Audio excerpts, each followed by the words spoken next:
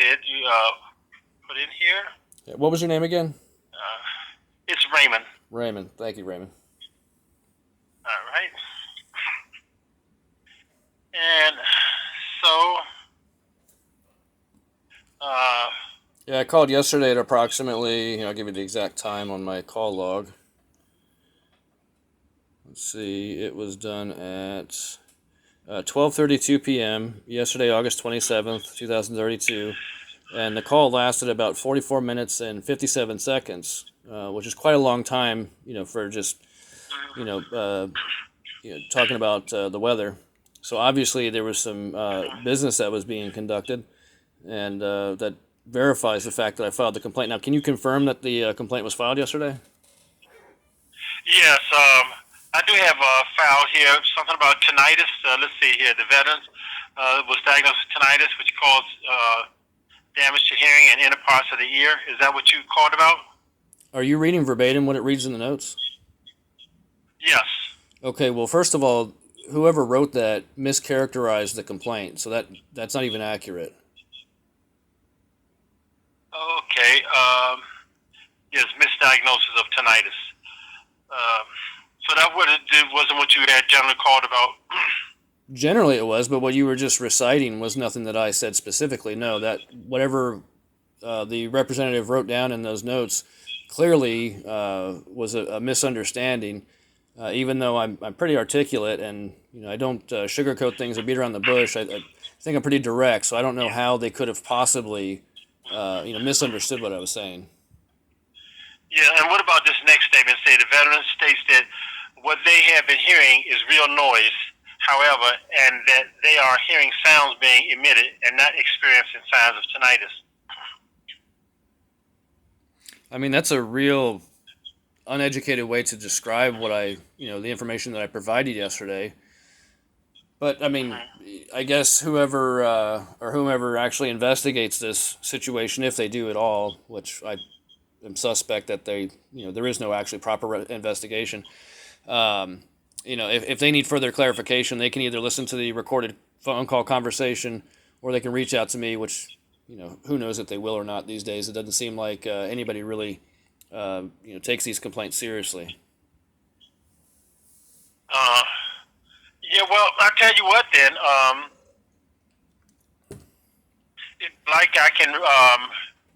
I can just go and reference this case number and take your statement anew if you want. No, leave it on the record as it is. So that way, if the representative screwed up, and it's determined through the investigation that the representative screwed up, then that representative needs to be held accountable and needs to be coached on how to properly notate complaints and do their job that they're getting paid to do properly. Not waste my time and mischaracterize what was said, or I mean, I don't know. Maybe I'm misunderstanding. The way that you're saying it. I'm just going by what you just told me and the way that you characterize it according to what you said it's written in the complaint. Doesn't quite Yes, seem to. I read it verbatim. Yeah. I read it verbatim. It seems like some of the information was taken a little out of context. So I Right. mean, I guess it's just safe to say these days that people just aren't very educated, and doing a simple job like dictation is probably tough for most people. May I ask you one question, though, Brandon? I can't I'd stop like you. to know this complaint that you made about the tinnitus, if it had anything to do at all with tinnitus, was this for the sake of the hospital or the benefits administration? I have no idea. I don't work for the VA, so I wouldn't know how to route it appropriately. Um, I see.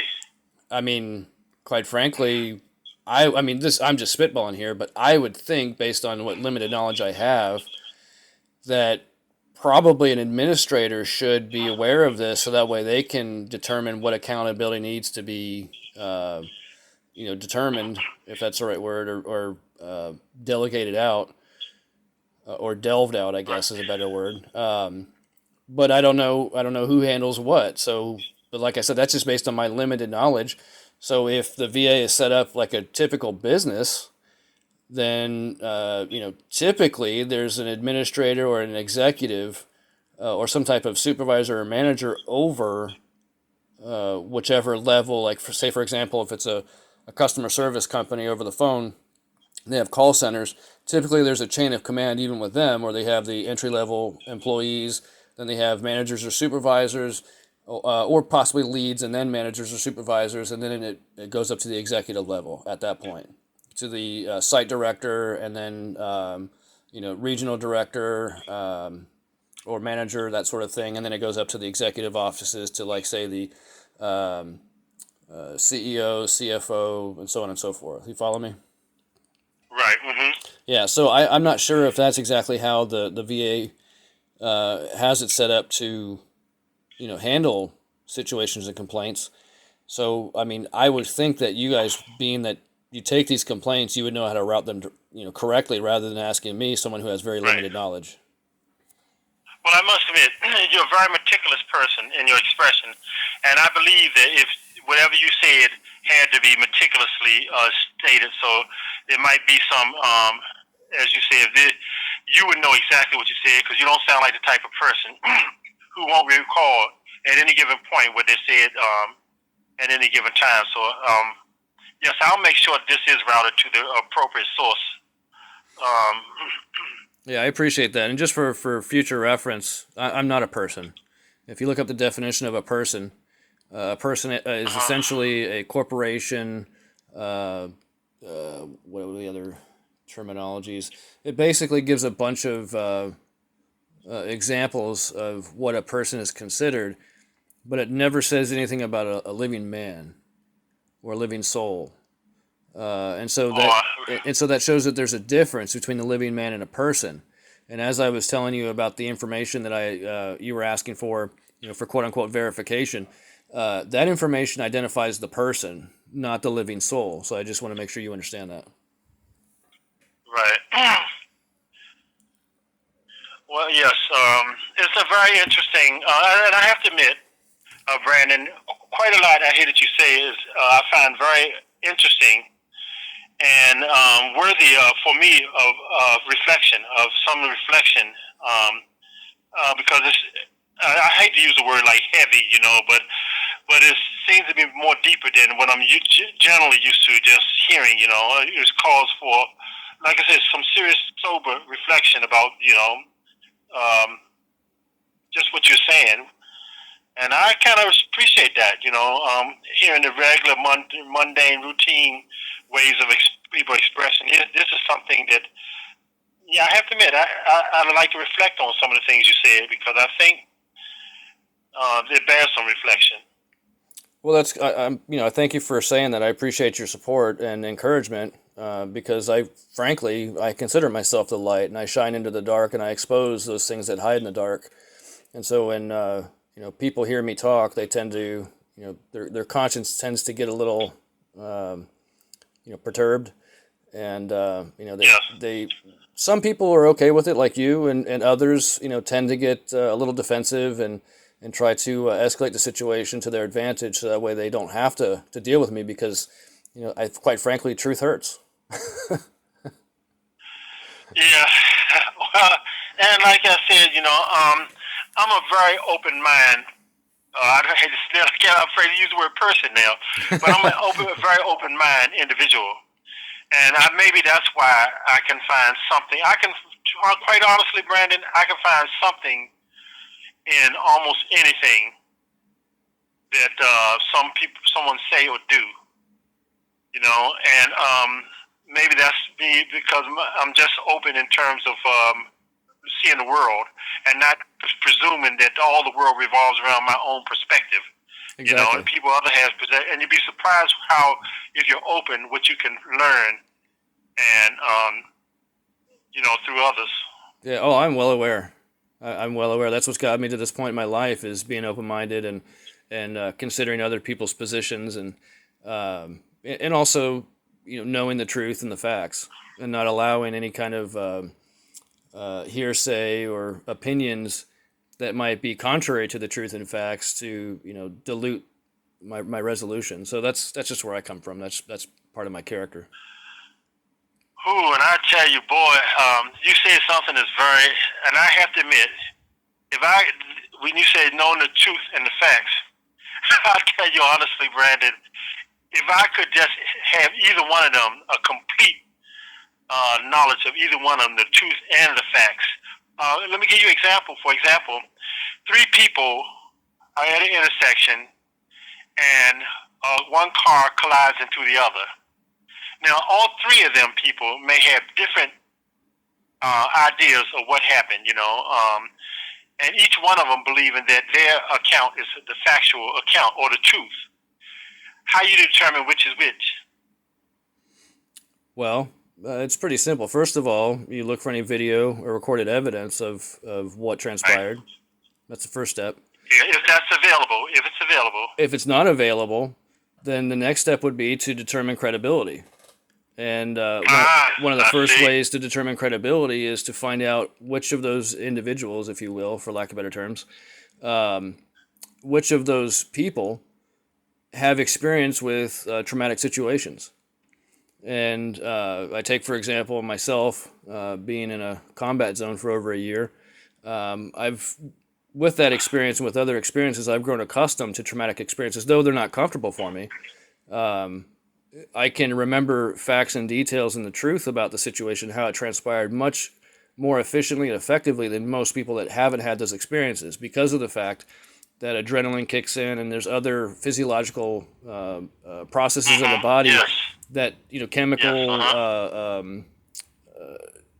chemicals that the body produces that may cause the people to misremember something or something to that effect. And so that plays a factor. In fact, I even used that argument in a court case and won that case because of the fact that the people that were witnesses against me had no experience, and I proved the fact that they misunderstood what transpired and mischaracterized what transpired in a way to disparage me, and the case got thrown out. Wow, that's pretty cool.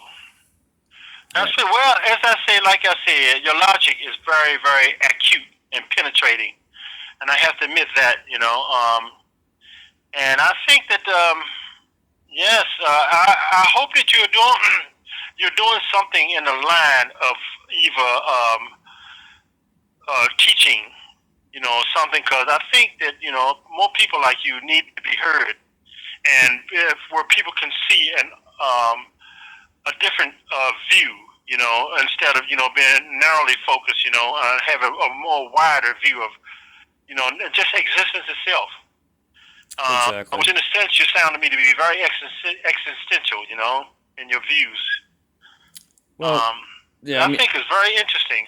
Yeah, I'm sorry to talk over you. I don't know how to respond to that. I'm flattered, to be honest with you. I don't hear this from many people, and so it's not something I'm used to. But I definitely appreciate the encouragement. Yes. Well, yes, and I would, like I say, encourage you to really get into some line where you can be able to present. Allow other people to expand their mind, which apparently you have done, or in the process of doing, because it seems like you're still evolving, as a matter of fact, which is a great thing, because when we feel that we're at the farthest we can go, then maybe we are at the farthest we can go. But if we allow ourselves room for more growth, then in fact we grow. Absolutely. So I feel that coming from you, Well, it's my responsibility to know the truth. I can't expect somebody else to give me their truth and for lack of better terms, bank on that as it being the truth when I haven't, proved that or verified it for myself. So it's my responsibility. Right. So in that resolution of wanting to know the truth, and doing everything in my power to know the truth and establish my character based on the facts, that's what's led me to this point. But as much as I appreciate the conversation, I really do, and the encouragement, if we could get back to the case a little bit and just go over a little bit of that to make sure that it was filed properly. Because like I said, that I didn't get the email confirmation. So I don't know if there's maybe a problem in the system or maybe it wasn't finalized properly to have it automatically generate that response. Yes, and I am routing it appropriately now, so that you will get that proper. You will get the email, as a matter of fact, and and you will get the email, and you'll have a new case number with it. Okay. Okay, so there's going to be so just to clarify, then the representative yesterday didn't complete the complaint properly. Then If I'm deducing from what you're telling me, because of the fact that Yeah. it wasn't routed properly, and because of the fact that there was no automated response as far as the for the case being filed, that Right. was emailed out. So yeah, if that's the case, then maybe if you could mention to your supervisor that they find out who the supervisor is of that particular representative that filed was supposed to file the case yesterday, and maybe sit down with them and have a conversation and coach them a little bit to make sure that they don't do that in the future, so that way they're not wasting veterans' time. Okay. All right. And as a matter of fact, the I'll read you what I wrote about that. Okay. Okay. It's here accountable. Yeah, go ahead whenever you're ready. I wrote, here's what I got here. I said that the veteran states the above referenced case was not handled properly. The case was in fact not routed properly as a concern. The veteran requested be conveyed as stated below, even though he disagreed with it, to make sure that the agent is held accountable. Yeah, that's short and sweet to the point. Hmm. And then I put it exactly as he had it there. And then, would you say that the subject, at least the subject matter, was tinnitus? That was one of the topics that we had talked about. Yeah, I can't recall from what you told me. It sounded like it was loosely in the same context of what I was referring to. Yeah. But if you want to put in the notes Right. as well, whomever investigates this complaint, if they're able to pull up the recorded conversation that I had with the representative yesterday, and they'll be able to hear the whole conversation and how I Right. conveyed the information, rather than trying to take it from the second hand or whatever, third hand, I guess, from the representative. Right. Okay. Yes, I'll put that right there. He requests that this case be taken from the recording. Yes, that's very good. To make sure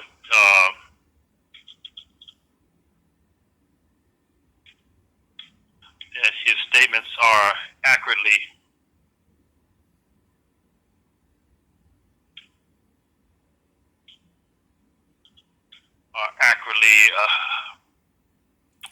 You could say depicted. depicted. Yeah, great word, depicted. Sorry to talk over you. I just want to give you a help there. You and I together could write a book, you know. I tell you, you know. Yes. Okay. And so now, yeah, right. So he requested this case be taken from the recording to make sure that his statements are accurately depicted. Correct. Yeah, that's great. Okay. All right. So then, now, can I ask you one thing, Brandon? When you use the VA hospital, what hospital do you use? Well, let's see. I think originally for this particular issue, it originated from the Phoenix, Arizona VA, the Carl T. Hayden VA Medical Center out there. Oh, okay. Yeah. I think that's where the initial diagnosis was provided, but there's been some, I think, reevaluations to the supposed damage and some other hearing exams that I had in different places, such as Ohio. Yeah, that's what I was going to say, because you moved to Zanesville, Ohio, there. And do you know the major VA in that area? Zanesville, Ohio? Well, Zanesville has a small clinic. Yeah, the Zanesville VA. Yeah, Zanesville Clinic. I'm watching that one. But like you said, that is a small clinic. Right. And most of the big happenings take places in the major VAs. And I'm sure there's one in that. No, I don't see it here. Well, in that particular region, Philadelphia. I don't know if the Chillicothe VA, the one that this file is currently associated with, I'm not sure if they would be the main VA for that region. I just became aware that I guess there's different regions for different facilities, whereas like Zanesville, I think it was Zanesville, Newark, like Cambridge and Chillicothe or something like that. They're in a region of their own, and they're separate, I think, from Columbus and maybe Lancaster or something like that. I could be wrong. Don't quote me on that. But Right. from what I was told. So as far as like the main facility or the main hospital for the region of Zanesville, I'm not 100% sure. Yeah, okay, but the Zanesville. So what I could do is just send it to Zanesville, and then they'll send it to if it, the patient advocate will come from either the main VA or they may even have patient advocates in Zanesville. They may, but you might want to send it to Chillicothe. Okay, great. Although, That's what I got down here anyway. Okay. I selected that because it was the main VA that I saw when I put in the area codes that came up. So yeah, Chillicothe was the one that came up. So yeah, that should be good. So now, as I said, your new case number is yeah, go ahead. 11247-106. 11247-106. Yes, and as you said before, where you did not receive your email, I'm routing it right now, and routing it, that would generate the email, sending it off to the Office of Client Relations for to be processed and an investigator be assigned. That's what generally starts the process right there. So I would say, just about right now, I'm going to go ahead and refresh my screen, bring your case back up. I would say just about right now, you should see that email popping up in your email, that message. Okay, let me check. I did have something come through. I just don't. Yep, yeah, I see it. It's right there. Okay, yeah. So, Perfect. and you have it. Is there anything else I can help you with today? You've been great. I will just mention one more thing. Since you sound like you're very interested in knowing the truth, one thing that I read recently that kind of threw me for a bit of a loop. Have you ever read any of the U.S. codes? I mean, yeah, in the course of just business, but not for like to study them per se. Well, one thing, not necessarily to study, but just for informational purposes, I guess, something for you to ponder. Check out 1 USC 1. 1 USC. Oh, let me write that down. 1 USC 1. Okay. Yep. It's the very first code of the U.S. code, and well, I won't give any spoilers, or anything like that. Just when you get a chance, take a look at that, and then maybe have some conversations with your loved ones, your family members, friends, people that you know that might be interested in this sort of thing, and have them read it too, and maybe you guys can make sense of it. Well, okay, I will. 1 USC 1. Yep. Okay. All right. Thank you so much for that, then, Brandon. And as I said, thank you for calling the VA hotline, and it's been a very interesting conversation. Okay. Yeah, it's been great, Raymond. I appreciate your time. I hope you have a good rest of your day. Keep your head up. Take care. You too. Bye bye. Thanks. Bye bye.